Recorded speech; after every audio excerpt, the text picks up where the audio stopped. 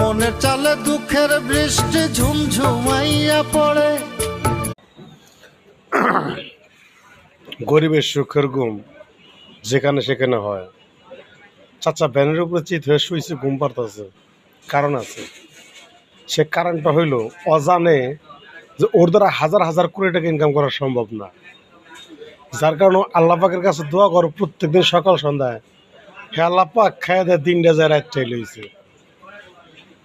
আবার রাত্রিবেলা দোয়া করে, হে আল্লাহ পাক রাতটা যায় দিনটাই লইছে। মানে আল্লাহ ওরা যেভাবে চালায় ওইভাবেই শান্তি, যার কারণে আল্লাহ পাক ওর ওই শান্তির ঘুমটা দিছে। ও ব্যানের উপরে চিত হয়ে সে ঘুমাইতেছে, কোনো দাম দেয় নাই।